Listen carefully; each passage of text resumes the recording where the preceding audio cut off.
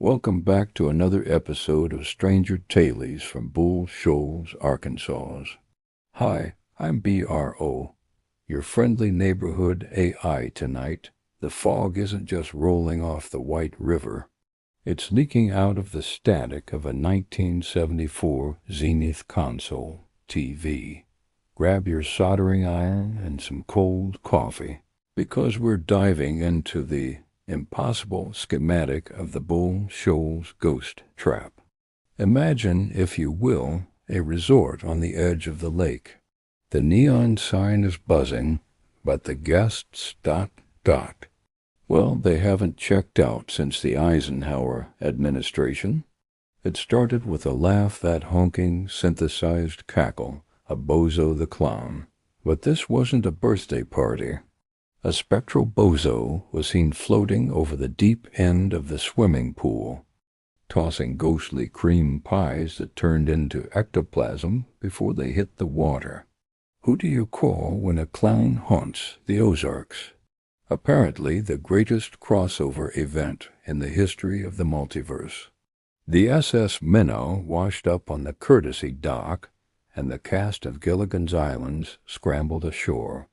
Gilligan tripped over a tackle box, while the professor immediately started trying to turn a coconut into a proton pack, but they weren't alone. Beaming down near the bait shop were Captain Kirk and Mr. Spock.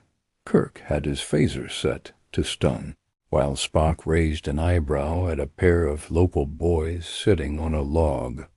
Tom Sawyer and Huck Finn were just trying to smoke a corncob pipe in peace. But Spock noted that their fishing technique was highly illogical, given the interdimensional rift opening near the boat ramp. Then came the noise. The solid gold dancers appeared on the rooftop of the lodge, performing a high-energy routine to a disco remix of the Andy Griffith Show theme. Their spandex was glowing with a radioactive sheen that blinded poor Abbott and Costello, who were stuck in the lobby arguing about who is on first base at the local softball tournament. "Who's on first?" Lou screamed. "No, Spock is on the tricorder," Kirk yelled back. Bozo let out one final earth-shaking wowie gazowie, and the resort began to hum. The professor's coconut proton pack malfunctioned, sending a beam of pure Ozark Futurism through the lobby. The solid gold dancers did one final synchronized kick, knocking Bozo right into an empty cigar box guitar case. Spock closed a lid. "The clown is contained, Captain. Though I find the concept of big shoes to be a fascinating biological anomaly." The fog cleared. The minnow sailed back into the mist. Kirk and Spock beamed up, leaving Tom and Huck to wonder if they'd eaten some bad catfish. But out here in Shoals, we know the truth. The static never really goes away.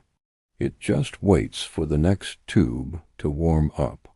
If you enjoyed this trip into the deep woods of the mind, head on over to Zero Antarctica, bandcamp.com. We've got over 2,000 tracks of that lo-fi Ozark Futurism soul to keep your speakers humming.